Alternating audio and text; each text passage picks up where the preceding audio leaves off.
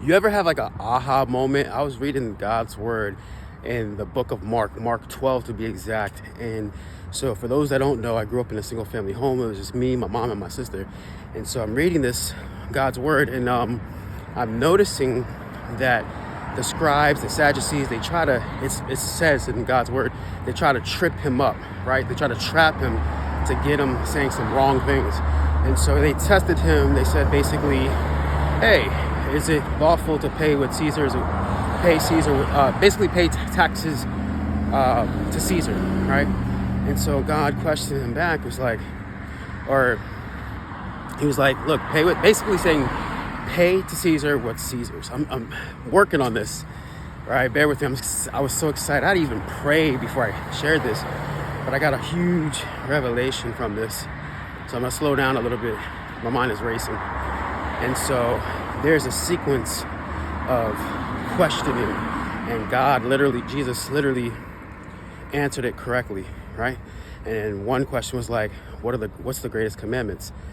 And he's like, look, you gotta honor and love God with all your heart, all your mind, and all your soul, right? Which is your life, your mind, your thoughts. And so the last, I forgot what the last one is, but, and then he noticed, he said, and then Jesus started teaching. He's like, beware of those that are wearing the long robes and pray these big prayers to basically do it for appearance. And it had me thinking, I'm like, man, or those that are waiting for huge greetings as if they're like, should be honored, right? And so if you look at these people, they're in high positions. And it had me thinking like, man, I gotta be careful, because I don't want to become that person, you know what I mean? You know how you get into your position in your head. And so I'm going somewhere with this. And so there's a sequence, and then Jesus stopped, and he noticed in the treasury, I think he was in the temple, and they noticed that people were giving their tithes and offering, which, by the way, it just proves that tithe and offering in that specific time frame was still relevant, right? But anyways, that's a whole different debate. People are going to debate me on that. That's okay. And so Jesus is noticing that these people are tithing and giving offering in large amounts, large sums, it says. And so he noticed that there's this one widow woman. This is what blew my mind, because it was specific. It wasn't like it was a regular woman. It was this widow woman, which means she's already lost her husband. She tithed like 2 cents or 2 coppers to the amount of a mite. And so it was like the lowest amount of anybody could ever give tithe and offering, right? And so it reminded me of my mom, because my mom, she's a single mom, and she worked as much as she can. There's some more details to it as I'm speaking through it, but let's just say she was struggling a lot when my sister and I were growing up, right? And I'm open about this because I want to be able to be obedient to what God's showing me and revealing to me and share with you. That's why I'm excited about this. And so my mom growing up, she did what she had to do, worked 2 jobs. She had enough to feed us. She had enough to clothe us, but we didn't have the best clothes. We didn't live in the best neighborhood, right? But she did the best that she could do, and eventually she moved on up a little bit, but still was struggling. And so she gave, the whole point of me saying this, and the whole thing that God showed me is like she gave all she had, right? And so she, equivalent, she didn't lose her husband physically, but she's a single mom. And so what I'm saying is that it aligns with God's word when it comes to honoring God with all your heart and all your mind, all your soul, and love your neighbor.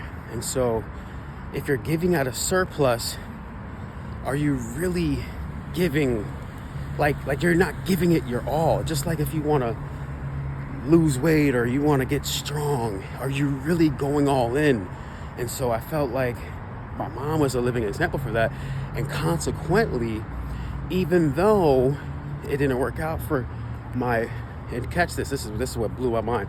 Even though it didn't work out for my mom and my father together, she had me and my sister.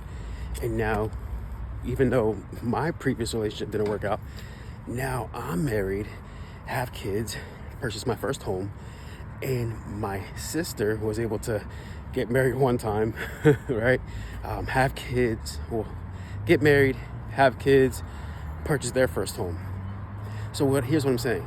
Even though you might not see the blessing right there, first generation, don't minimize what you have, right? And this is my revelation. I could be butchering it.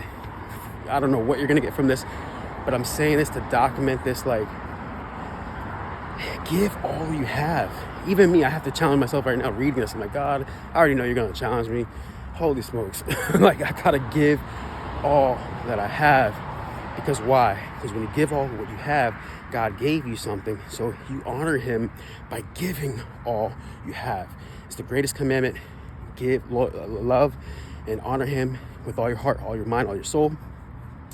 But also love your neighbor as you love yourself. So if you're selfish, of course, you're going to give a little bit, be a little stingy. But if you're selfless, then you give all that you have to others. I don't know if that helps you. I hope it does. I hope I communicated this in a way where it makes sense to you. And that's it, man. That's all I got. God bless.